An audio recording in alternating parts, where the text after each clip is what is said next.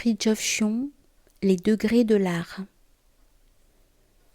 L'art traditionnel dérive d'une créativité qui combine une inspiration céleste avec un génie ethnique, et cela à la manière d'une science comportant des règles, et non d'une improvisation individuelle. L'œuvre artistique ou artisanale comporte deux perfections, celle de surface et celle de profondeur. À la surface, l'œuvre doit être bien faite, conformément aux lois de l'art et aux exigences du style. En profondeur, elle doit pouvoir communiquer la réalité qu'elle exprime. Ceci explique pourquoi l'art traditionnel se réfère à l'ésotérisme quant à la forme et à la réalisation spirituelle quant à la pratique, car la forme exprime l'essence, et la compréhension de la forme évoque et exige le dépassement de celle-ci en vue de l'essence ou de l'archétype. L'artiste, en façonnant l'œuvre, la forme, se façonne lui-même. Et comme la raison d'être de la forme est de communiquer l'essence ou le contenu céleste, l'artiste voit a priori celui-ci dans le contenant formel. Réalisant la forme à partir de l'essence, il devient essence en réalisant la forme. Il y a sans doute une distinction à faire dans le cadre d'une civilisation traditionnelle entre l'art sacré et l'art profane. La raison d'être du premier est la communication de vérités spirituelles d'une part et d'une présence céleste d'autre part. L'art sacerdotal a en principe une fonction proprement sacramentelle. Plus modeste, de toute évidence, est la fonction de l'art profane. Elle consiste à fournir ce que le théologien appelle des consolations sensibles, en vue d'un équilibre utile à la vie spirituelle, au même titre que les fleurs et les oiseaux dans un jardin.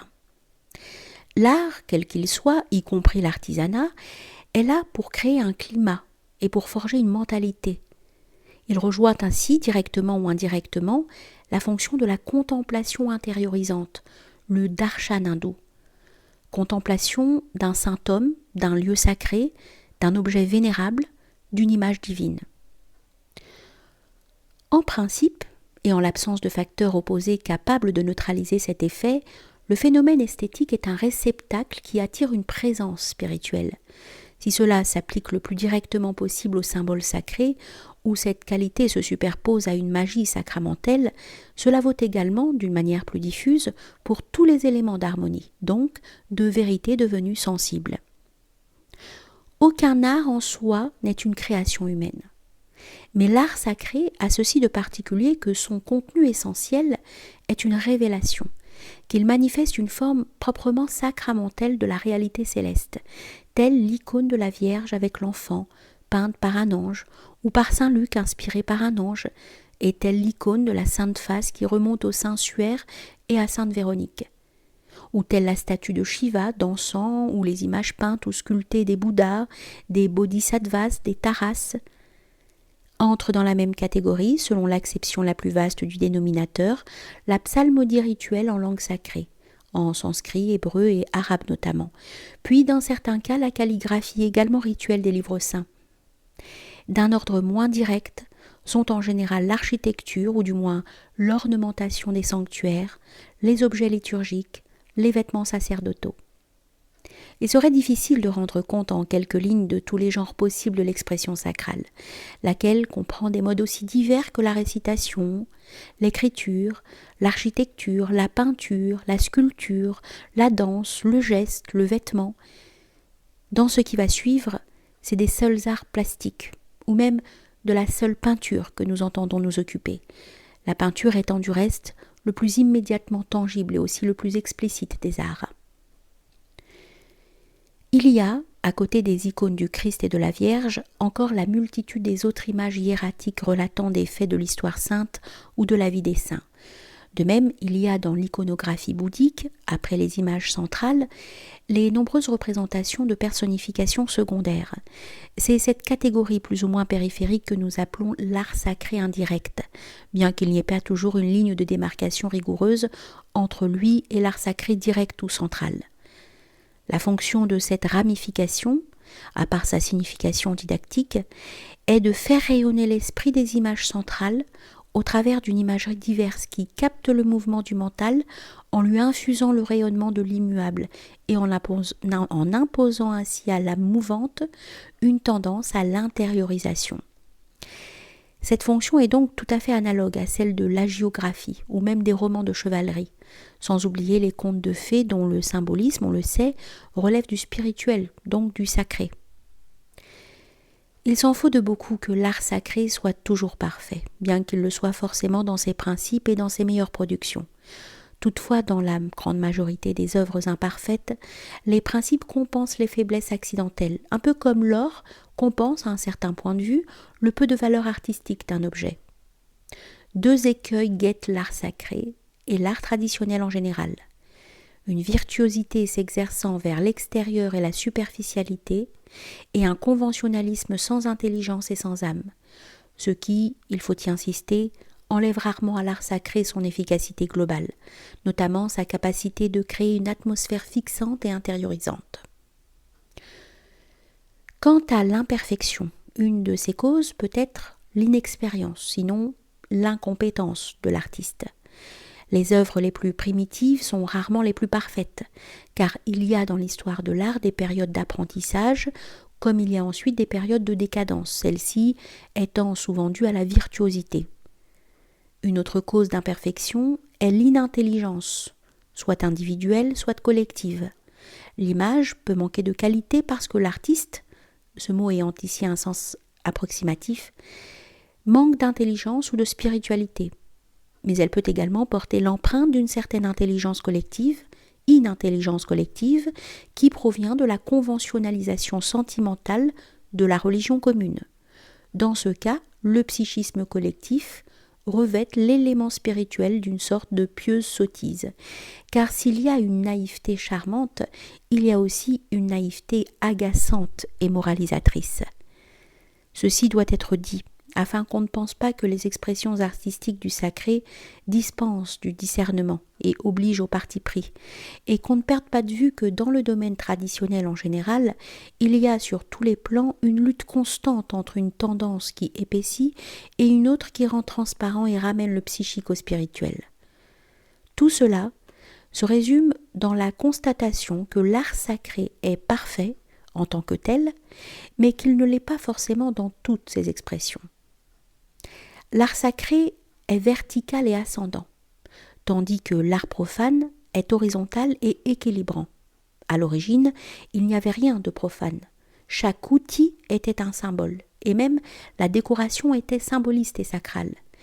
Mais avec le temps, l'imagination se répandant de plus en plus sur le plan terrestre, et l'homme sentait le besoin d'un art qui fût pour lui-même et non pour le ciel seulement, aussi la terre, qui est à l'origine, était sentie comme un prolongement ou une image du ciel, devenait-elle de plus en plus la terre pure et simple, c'est-à-dire que l'humain se sentait de plus en plus le droit de n'être qu'humain.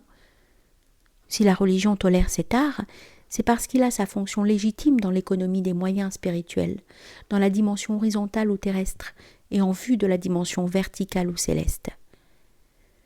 Toutefois, nous devons rappeler ici que la distinction entre un art sacré et un art profane est insuffisante et trop expéditive quand on veut tenir compte de toutes les possibilités artistiques. Il faut donc avoir recours à une distinction supplémentaire, à savoir entre un art liturgique et un art extra-liturgique. Dans le premier, bien qu'en principe il coïncide avec l'art sacré, il peut y avoir des modalités plus ou moins profanes. De même que inversement, l'art extra-liturgique peut comporter des manifestations sacrées. Le terme de consolation sensible, abusivement appliqué par les théologiens à l'art sacré lui-même comme du reste aussi aux beautés de la nature vierge, comme si la beauté n'avait rien d'autre à transmettre que des consolations, convient mieux au genre modeste de l'art et au charme secondaire de la nature. Ces genres-là sont pour communiquer un climat de sainte enfance que les empoisonneurs culturistes, toujours agressifs et mégalomanes, qualifieront sans doute de mièvrerie, ce qui n'est qu'un calomnieux abus de langage. En réalité, l'art n'a aucun droit, dans la mesure même où il est modeste et même au-delà de cette réserve, d'être grandiloquent et titanesque, la mission de l'artiste étant de faire œuvre d'équilibre et de santé, et non de tourmente inutile. Certes, l'artiste ne façonne pas son œuvre dans la seule intention de produire un objet spirituellement ou psychologiquement utile. Il le produit aussi pour la joie de créer en imitant et d'imiter en créant, c'est-à-dire de dégager l'intention existentielle du modèle, ou en d'autres termes, d'extraire de ce dernier sa quintessence même. Du moins en est-il ainsi dans certains cas qu'il serait disproportionné et prétentieux de généraliser. Dans d'autres cas, au contraire, le travail de l'artiste est une extinction d'amour. L'artiste meurt, pour ainsi dire, en créant. Il fait œuvre d'union en s'identifiant à l'objet admiré ou aimé, en le recréant selon la musique de sa propre âme. Dans d'autres cas encore, tous ces modes peuvent ou doivent d'ailleurs se combiner à divers degrés, l'artiste se passionne pour l'adaptation de l'objet à telle matière ou telle technique. Les graveurs japonais prêtent au Fuji et à d'autres vues une qualité qui fait penser au bois qu'ils utilisent. Les peintres de Paravent présentent les rivières et la lune en fonction du fond doré qui les met en valeur, en leur donnant par surcroît un parfum céleste. En tout état de cause, la consolation sensible est dans le travail avant d'être dans le résultat. La sanctification de l'artiste religieux précède celle du spectateur. Tout art légitime satisfait à la fois l'émotivité et l'intelligence, dans l'élaboration aussi bien que dans l'œuvre achevée. Il y a également dans l'art un désir de fixation des formes visuelles, auditives ou autres qui nous échappent et que nous voulons retenir ou posséder. À ce désir de fixation ou de possession se joint tout naturellement un désir d'assimilation, car une propriété doit non seulement être belle, elle doit aussi être entièrement nôtre, ce qui nous ramène directement ou indirectement, suivant les cas, au thème de l'union et de l'amour. La miniature hindoue, ou plus particulièrement vishnouite, est l'un des arts extra-liturgiques les plus parfaits qui soient, et nous n'hésitons pas à dire que quelques-unes de ces productions sont au sommet de la peinture universelle. Héritière de la peinture sacrée dont les fresques d'Ajanta nous livrent un dernier vestige, la miniature hindoue a subi des influences persanes, mais elle est essentiellement hindoue et n'a rien de syncrétiste. Elle a en tout cas réalisé une noblesse de dessin, de coloris, de stylisation générale et en définitive, un climat de candeur et de sainteté qui sont insurpassables et qui, dans les meilleures de ses œuvres, introduisent le spectateur dans une ambiance quasi paradisiaque, une sorte de prolongement terrestre de l'enfance céleste. La miniature hindoue, krishnaïte ou ramaïte, visualise ces jardins spirituels que sont les Mahabharata, le Bhagavata Purana, le Ramayana, mais elle décrit également des motifs musicaux sous diverses formes romancées, puis les sentiments contradictoires que peut susciter l'amour dans diverses situations. La plupart de ces sujets nous maintiennent, volontairement ou non, sous l'envoûtement de la flûte de Krishna. Certaines de ces peintures, où un maximum de rigueur et de musicalité se combine avec une forte expressivité spirituelle, relèvent incontestablement de l'art sacré, du fait que l'épithète de profane ne peut plus s'appliquer à eux. Spiritus ubi vult spirat.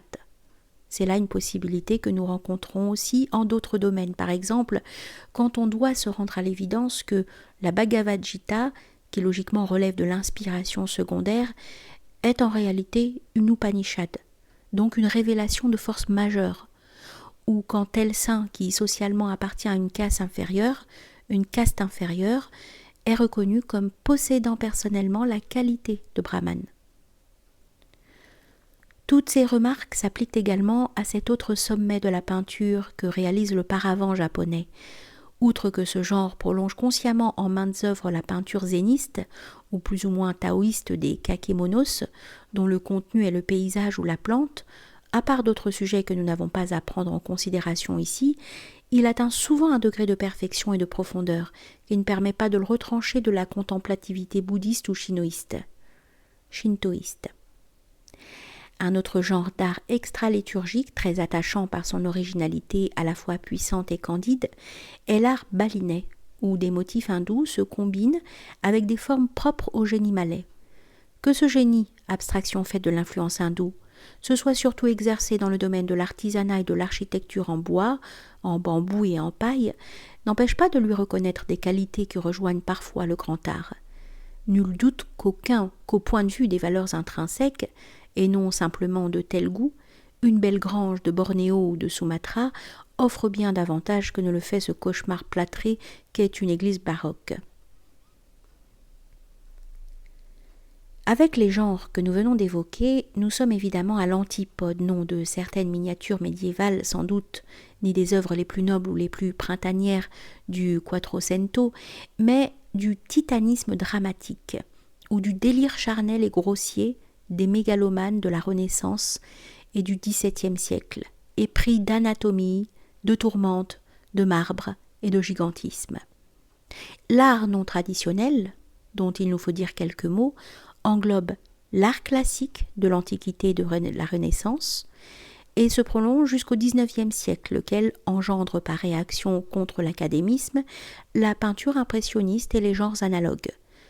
Cette réaction se décompose rapidement en toutes sortes de perversités, soit abstraites, soit surréalistes. C'est en tout cas plutôt de surréalisme qu'il faudrait parler.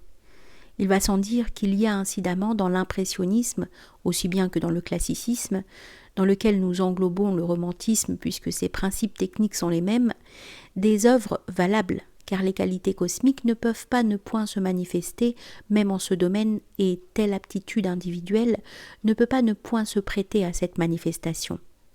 Mais ces exceptions, où les éléments positifs parviennent à neutraliser les principes erronés ou insuffisants, sont loin de pouvoir compenser les graves inconvénients de l'art extra-traditionnel.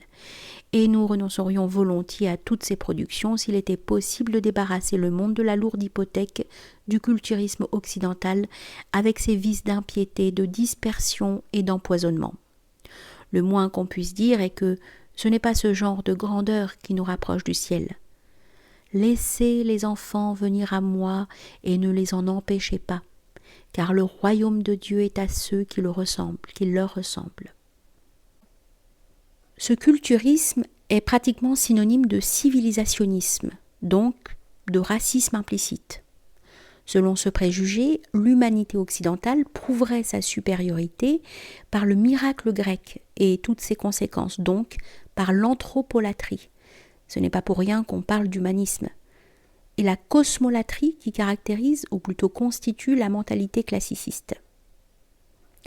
Or, le miracle grec est avant tout un abus de l'intelligence, lequel n'aurait pas pu se produire si la conscience du sacré ne s'était pas effritée dans de larges couches de la classe dirigeante, en dépit de l'orphisme et du platonisme, sous la pression d'une mentalité de plus en plus profane, c'est-à-dire d'une intelligence extériorisée et extériorisante, instable et aventureuse, et éprise de nouveautés. Conformément à cette mentalité, les modernes voient dans l'esprit le plus extériorisé et le plus entreprenant une intelligence supérieure ou même l'intelligence tout court. Comme nous croyons l'avoir fait remarquer en d'autres occasions, ce qu'il faut blâmer dans le naturalisme artistique, ce n'est pas l'observation exacte de la nature, mais le fait que cette observation ne se trouve pas compensée et disciplinée par une conscience équivalente de la surnature, donc des essences des choses, comme cela a lieu dans l'art égyptien notamment. Dans tous les arts sacrés, le style qui indique un mode d'intériorité corrige ce que l'imitation de la nature risque d'avoir d'extérieur, de contingent et d'accidentel. Et nous dirons même que la conscience des essences compromet ou ralentit dans une certaine mesure, sinon une observation suffisante des choses extérieures, du moins leur transmission graphique rigoureuse. Bien que nous y insistons, il n'y ait aucune incompatibilité de principe entre le dessin exact et la contemplativité qui lui confère l'empreinte de l'intériorité ou de l'essentialité.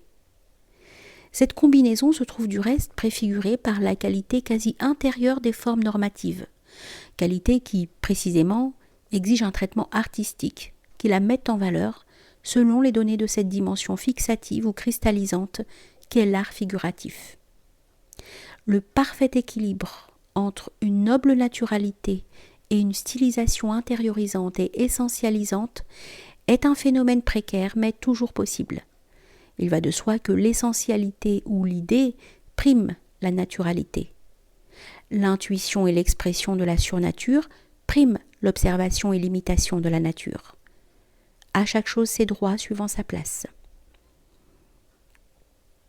Une œuvre d'art naturaliste, du genre le plus académique, peut être parfaitement agréable et noblement suggestive en vertu de la beauté naturelle qu'elle copie, mais elle est néanmoins mensongère, dans la mesure même où elle est exacte, c'est-à-dire où elle veut faire passer la surface plane pour l'espace à 3 dimensions, ou la matière inerte pour un corps vivant.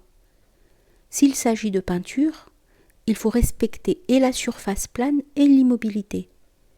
Il importe par conséquent qu'il n'y ait ni perspective, ni ombre, ni mouvement, à moins d'une stylisation qui, précisément, permette d'intégrer la perspective et les ombres dans le plan tout en conférant au mouvement une qualité essentielle, donc symbolique et normative. S'il s'agit de sculpture, il faut non seulement respecter l'immobilité de la matière en supprimant le mouvement ou en le réduisant à un type essentiel, équilibré et quasi statique. Il faut aussi tenir compte de la matière particulière qu'on utilise. En exprimant la nature d'un corps vivant ou tel aspect essentiel de sa nature et par là telle idée sous-jacente, il importe de tenir compte de la nature de l'argile, du bois, de la pierre, du métal. Ainsi, le bois permet des modalités autres que les matières minérales et parmi celles-ci, le métal permet de mettre en relief d'autres qualités d'expression que ne le fait la pierre. La stylisation, nous l'avons vu, permet un maximum de naturalisme, dans la mesure où elle sait lui imposer un maximum d'essentialité. Autrement dit, un sommet d'extériorisation créatrice appelle un sommet de puissance intériorisante et exige par conséquent la maîtrise des moyens par lesquels cette puissance peut se réaliser. Dans la plupart des cas, l'art s'arrête à mi-chemin, et c'est bien ainsi puisqu'il n'y a concrètement aucune raison pour qu'il en soit autrement. L'art traditionnel remplit parfaitement son rôle. L'art n'est pas tout, et ses productions n'ont pas à être absolues. Mais ceci est indépendant du principe que l'art sacré doit satisfaire tout croyant sincère. C'est dire qu'il manque à sa mission si sa grossièreté, ou au contraire sa virtuosité superficielle, laisse insatisfait ou même trouble des fidèles de bonne volonté, que l'humilité préserve de toute intolérance et de toute acrimonie mondaine. Nous avons déjà fait remarquer qu'il y a une incompatibilité relative et non irrémédiable, incompatibilité de fait et non de principe, entre le contenu spirituel ou le rayonnement d'une œuvre d'art et un naturalisme implacable et virtuose. C'est comme si la science du mécanisme des choses tuait leur esprit, ou du moins risquait gravement de le tuer. D'un côté, nous avons un traitement naïf, mais chargé de grâce et répandant une atmosphère de sécurité, de bonheur et de sainte enfance. De l'autre côté, dans l'Antiquité classique et ensuite dès le Cinquecento, nous avons au contraire un traitement scientifiquement achevé, mais le contenu est humain et non céleste, ou plutôt, il est humaniste. Et l'œuvre suggère non l'enfance encore proche du ciel, mais l'âge adulte tombé en disgrâce et expulsé du paradis. En qualifiant l'art de calquer la nature d'abus de l'intelligence, nous avons indiqué son analogie avec la science moderne. Le naturalisme artistique comme la science exacte comporte des aspects valables puisqu'ils sont vrais sous un certain rapport. Mais en fait, l'homme moyen est incapable de compléter cette vérité toute extérieure, ou ces vérités respectives, par leurs compléments indispensables sans lesquels la science et l'art ne peuvent réaliser l'équilibre conforme à la réalité totale qui logiquement les détermine. Tout le monde constate aujourd'hui que l'efficacité des sciences expérimentales n'est plus un argument en leur faveur, puisque les calamités qu'elles engendrent sont précisément fonction de leur efficacité. De même, le naturalisme artistique a beau représenter un maximum d'adéquation, c'est justement pour cela que, vu l'usage qu'on en a fait pendant trop longtemps, il a, en fin de compte, privé les âmes d'une nourriture saine et conforme à leurs véritables besoins. Du reste, un élément qui a puissamment contribué à ruiner l'art d'une façon ou d'une autre, c'est la recherche de l'originalité et l'ambition. C'est tout ce qu'il faut pour priver l'art, en moyenne, et malgré de louables exceptions, de cette atmosphère de candeur et de calme bonheur ou de sainteté qui fait partie de sa raison d'être. L'analogie entre le naturalisme artistique et la science moderne nous permet d'ouvrir ici une parenthèse. Nous ne reprochons pas à la science moderne d'être une science fragmentaire, analytique, privée d'éléments spéculatifs, métaphysiques et cosmologiques, ou de provenir des résidus ou des déchets des sciences anciennes. Nous lui reprochons d'être subjectivement et objectivement une transgression, et de mener subjectivement et objectivement au déséquilibre, et partant au désastre. Inversement, nous n'avons pas pour les sciences traditionnelles une admiration sans mélange. Les anciens aussi avaient leur curiosité scientifique. Eux aussi opéraient avec des conjectures, et quel qu'ait pu être leur sens du symbolisme métaphysique ou mystique, ils se sont parfois ou même souvent trompés sur des plans où ils désiraient avoir une connaissance, non de principes transcendants, mais de faits physiques. Il est impossible de nier que sur le plan des phénomènes, qui fait pourtant partie intégrante des sciences naturelles, pour dire le moins les anciens ou les orientaux ont eu des conceptions inadéquates, ou que leurs conclusions étaient souvent des plus naïves.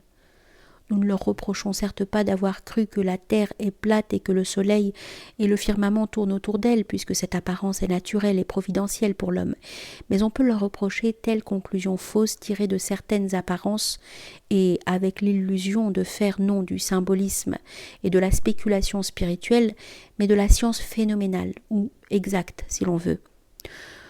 On ne peut tout de même pas nier que la médecine est là pour guérir, non pour spéculer, et que les anciens ignoraient bien des choses en ce domaine, malgré leur grand savoir en certains secteurs. Ce disant, nous sommes fort loin de contester que la médecine traditionnelle avait et a l'immense avantage d'une perspective qui englobe l'homme total. Qu'elle était et est efficace dans des cas où la médecine moderne est impuissante, que la médecine moderne contribue à la dégénérescence du genre humain et à la surpopulation, qu'une médecine absolue n'est ni possible ni souhaitable, et cela pour d'évidentes raisons.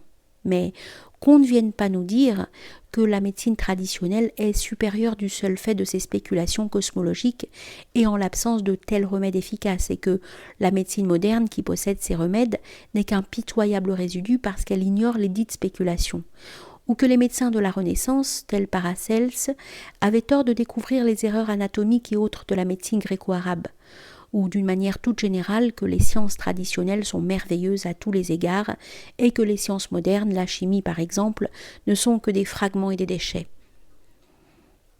Aucune connaissance phénoménale n'est un mal en soi, mais la grande question est celle de savoir premièrement si cette connaissance est conciliable avec le but de l'intelligence humaine, deuxièmement si elle est utile en fin de compte, et troisièmement si l'homme la supporte spirituellement.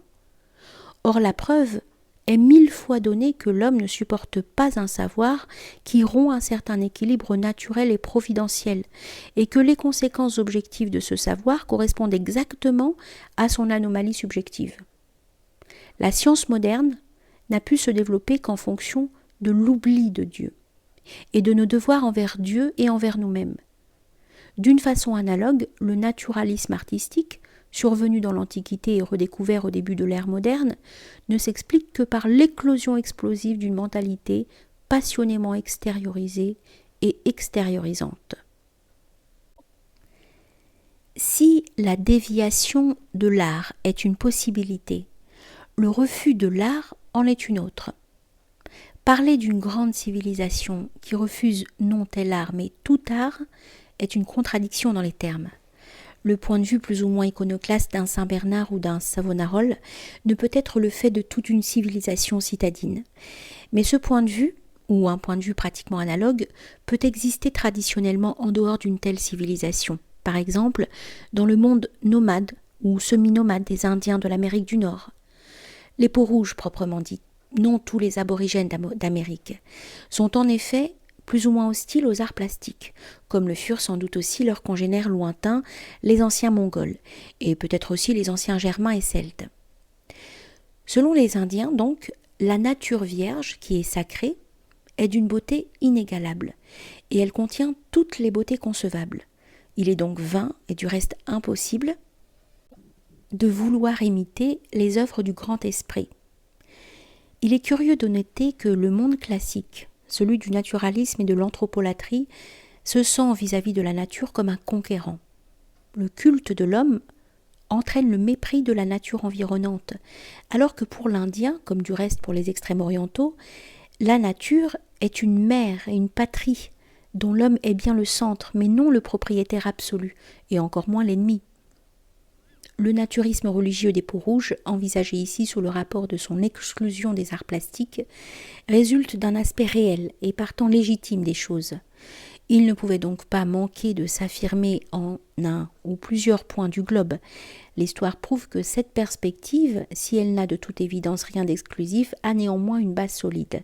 Il suffit pour le remarquer de penser que toutes les déviations du génie créateur et à tous les maux dont souffre le monde du civilisationnisme. Ce point de vue s'est du reste affirmé également dans l'Ancien Monde, d'une façon partielle tout au moins. La prohibition des images par le judaïsme et l'islam procède en effet d'une perspective analogue ou symboliquement équivalente, et elle se fait sentir dans le monde comme une sorte d'aération bienfaisante ou comme un facteur d'équilibre. La différence est que chez les Peaux-Rouges, la motivation du refus ou de l'abstention est dans l'inimitabilité de la nature. Abstraction faite des raisons pratiques qui sont toutefois relatives, tandis que chez les sémites monothéistes, elle est dans les péchés de luciférisme, de magie et d'idolâtrie. Il faut admettre toutefois que les Indiens dont il s'agit ne s'abstenaient pas totalement d'ébauches figuratives. Ils découvraient leur tente avec une sorte de pictographie. Ils décoraient leur tente avec une sorte de pictographie représentant des hommes et des animaux, et il leur arrivait de sculpter parcimonieusement leur calumet. Mais dans ces deux cas, l'art s'intègre dans des objets à la fois utiles et sacrés. Il se conforme par conséquent à la sobriété et à la sainte pauvreté d'un monde qui fait profession de ne pas se soucier du lendemain.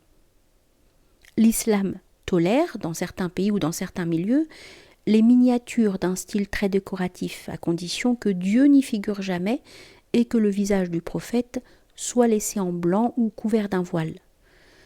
On admet bien que, sans enthousiasme, la peinture, parce que les choses peintes ne projettent pas d'ombre, les miniatures ayant par surcroît l'avantage d'être petites, donc peu encombrantes. Les sémites reprochent aux iconodules d'adorer du bois, de la pierre et du métal, et des images faites par l'homme. Ils ont raison quand ils parlent soit de leur propre paganisme passé ou présent ou de celui de leur entourage païen habituel, mais non quand ils englobent dans leur réprobation les iconodules chrétiens ou asiatiques. Les images sacrées de ceux-ci, précisément, ne sont pas faites de main d'homme. Les chrétiens l'expriment en attribuant la première icône à un ange, avec ou sans la participation de saint Luc. Quant à la matière inerte que les idolâtres semblent adorer, en réalité elle contient une puissance magique. Elle cesse d'être inerte dans l'art sacré puisqu'elle est habitée par une présence céleste ou divine. L'image sacrée est créée par Dieu et elle est sanctifiée et comme vivifiée par sa présence. L'ambiguïté de facto de la beauté et par conséquent de l'art vient de l'ambiguïté de Maya, de même que le principe de manifestation et d'illusion à la fois éloigne du principe et ramène à lui. De même, les beautés terrestres, y compris celles de l'art, peuvent favoriser aussi bien la mondanité que la spiritualité, ce qui explique les attitudes diamétralement opposées des saints envers l'art en général ou tel art en particulier. Les arts réputés les plus dangereux sont les arts engageant l'audition ou le mouvement, à savoir la poésie, la musique et la danse. Ils sont comme le vin qui, dans le christianisme, donne lieu à un sacrement déifiant alors que l'islam le prohibe, chacune des perspectives ayant raison en dépit de la contradiction. Que l'élément enivrant, au sens le plus large, se prête particulièrement à la sanctification, l'islam le reconnaît en son ésotérisme, où le vin symbolise l'extase et où la poésie, la musique et la danse sont devenus des moyens rituels en vue du ressouvenir. La beauté, quel que puisse être l'usage qu'en fait l'homme, appartient fondamentalement à son créateur qui, par elle, projette dans l'apparence quelque chose de son être. La fonction cosmique, et plus particulièrement terrestre, de la beauté, est d'actualiser dans la créature intelligente et sensible le ressouvenir des essences, et d'ouvrir ainsi la voie vers la nuit lumineuse de l'essence une et infinie. La vocation sine qua non de l'homme, c'est d'être spirituel. La spiritualité s'exerce sur les plans qui constituent l'homme, à savoir l'intelligence, la volonté, l'affectivité, la production. L'intelligence humaine est capable de transcendance, d'absolu, d'objectivité. La volonté humaine est capable de liberté, donc de conformation à ce que saisit l'intelligence. L'affectivité humaine, qui se joint à chacune des précédentes facultés, est capable de compassion et de générosité, du fait de l'objectivité de l'esprit humain, laquelle fait sortir l'âme de l'égoïsme animal. Enfin, il y a cette capacité spécifiquement humaine qu'est la production, et c'est à cause d'elle qu'on a nommé l'homme Homo faber et non Homo sapiens seulement. C'est la capacité de produire des outils et de construire des habitacles et des sanctuaires au besoin de confectionner des vêtements et de créer des œuvres d'art et de combiner spontanément dans ces créations le symbolisme et l'harmonie. Le langage de celle-ci peut être simple ou riche, suivant les besoins, les perspectives, les tempéraments. La décoration aussi a sa raison d'être au point de vue du symbolisme comme à celui de la musicalité. C'est dire que cette quatrième capacité doit-elle aussi avoir un contenu spirituel sous peine de ne pas être humaine. Aussi ne fait-elle qu'extérioriser les trois précédentes en les adaptant à des besoins matériels ou culturels, ou disons simplement en les projetant dans l'ordre sensible, autrement que par le discours rationnel ou l'écriture. Nous, hommes exilés sur terre, à moins de pouvoir nous contenter de cette ombre de paradis qu'est la nature vierge, nous devons nous créer une ambiance qui, par sa vérité et sa beauté, évoque notre origine céleste et par là même aussi notre espérance. L'homme doit en créant se projeter dans la matière selon sa personnalité spirituelle et idéale, non selon son état de chute, afin de pouvoir reposer ensuite son âme et son esprit dans une ambiance qui lui rappelle doucement et saintement ce qu'il doit être. Les deux notions hindoues de darshan et satsanga résument par extension la question de l'ambiance humaine tout court, donc aussi celle de l'art ou de l'artisanat. Le darshan est avant tout la contemplation d'un saint ou d'un homme investi d'une autorité sacerdotale ou princière et reconnaissable par les symboles vestimentaires ou autres qui la manifestent. Le satsanga est la fréquentation des saints hommes ou simplement des hommes à tendance spirituelle. Ce qui est vrai pour notre ambiance vivante l'est également pour notre ambiance inanimée, dont nous assimilons inconsciemment et à un degré quelconque le message ou le parfum. Dis-moi qui tu hantes, je te dirai qui tu es. L'art se réfère essentiellement au mystère du voile. Il est un voile fait du monde et de nous-mêmes, et il se place ainsi entre nous et Dieu, mais il est transparent dans la mesure où il est parfait et où il communique ce qu'en même temps il dissimule. L'art est vrai, c'est-à-dire transmetteur d'essence dans la mesure où il est sacré. Et il est sacré, donc moyen de ressouvenir ou d'intériorisation dans la mesure où il est vrai.